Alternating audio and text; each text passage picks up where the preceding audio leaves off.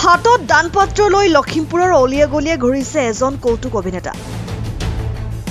বানাক্ৰান্তৰ বাবে সাহায্য বিচাৰি দোকানে দোকানে সংগ্ৰহ কৰিছে সাহায্য। দেওবাৰে সাহায্য সামগ্ৰী লৈ উজনিলৈ ৰাওনা হ'ব ইউটিউবাৰ ৰাজীৱ দুৱৰী।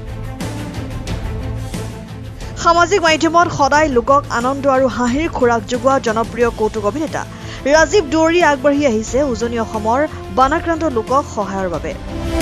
একাংশ বন্ধুৰ সৈতে লগ লাগি উজনি অসমৰ বানত ক্ষতিগ্ৰস্ত লোকৰ বাবে সাহায্য সংগ্ৰহ কৰি ফুৰিছে তেওঁ। উজনি অসমত ভয়ানক বানে হাজাৰ হাজাৰ পৰিয়ালৰ জীৱন বিপৰ্যস্ত কৰি তুলিছে। কোনোদিনে কল্পনা কৰিব নোৱাৰা পৰিৱেশৰ সন্মুখীন হ'ব লগা হৈছে বানাক্ৰান্ত লোকসকল। সংহাৰী বানত বহুতে হেৰুৱাইছে জীৱন, সপোন আৰু সা সম্পত্তি। নিতৌ বৃদ্ধি পাইছে মৃতকৰ সংখ্যা। এক অকল্পনীয় পৰিৱেশ আৰু পৰিস্থিতি। চৰকাৰৰ তৰফৰ পৰা উদ্ধাৰ অভিযান এতিয়াও চলাই থকাৰ লগতে খাদ্য সামগ্ৰীৰ ব্যৱস্থা কৰিছে যদিও সেয়া পৰ্যাপ্ত নহয়। সেয়া অসমৰ বিভিন্ন প্ৰান্তৰৰ সুহৃদয়বান লোক ওলাই আহিছে সহায়ৰ হাত আগবঢ়াবলৈ।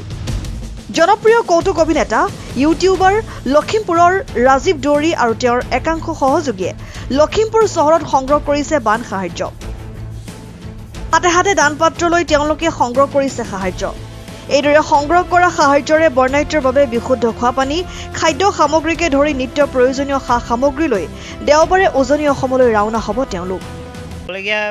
একোতো নাই আমাৰ আজি উজনি অসম প্ৰায় বিধ্বস্ত এতিয়া।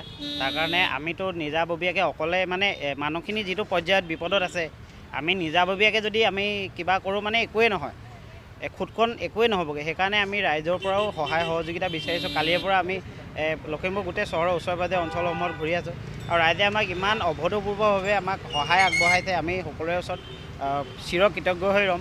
সকলোৱে আমাক অৰ্থনৈতিকভাৱে, শাৰীৰিকভাৱে আমাৰ মানে কৈ ভাল লাগিছে। আজি আমাৰ দেশৰ বাহিৰৰ পৰাও আজি ৰাতিপুৱা বা এগৰাকীয়ে আমাক ফোন কৰি আমালৈ অৰ্থনৈতিক সাহায্য আগবঢ়াইছে। কানাডাৰ পৰা পঠিয়াইছিলে বা এগৰাকীয়ে। তো বাকো আমি আপোনালোকৰ মাধ্যমৰ যোগেদি ধন্যবাদ জ্ঞাপন কৰিছোঁ। বাকী আমিখিনিয়ে লাগি আছোঁ। আমি অহা সপ্তাহত হয়তো প্ৰথম ভাগতে আমি যাবলৈ চেষ্টা কৰোঁ। আমাৰ DC ছাৰে বহুত আমাক সহায় কৰিছে। তেনেকৈ সকলোৱে সহায় সহযোগিতাত আমি যি পাৰোঁ কৰিম আৰু এইটো মানে আমাৰ পদক্ষেপটো প্ৰশংসনীয় হওক নহওক নাজানো, কিন্তু ৰাইজৰ যিসকল বিপদত আছে তেওঁলোকৰ যাতে সহায় হয় আমি তাৰ কাৰণে কৰি আছোঁ। এতিয়া মানে যিমানেই আমি সহায় আগনবঢ়াওঁ, যোনেই নবঢ়াওক, সকলো সহায়ে কম। তাত এতিয়া যি অৱস্থা হৈ আছে, যেনেকুৱা অৱস্থা হৈ আছে, যিমান বেছি সহায় দিব পৰা যায় সিমানেই ভাল।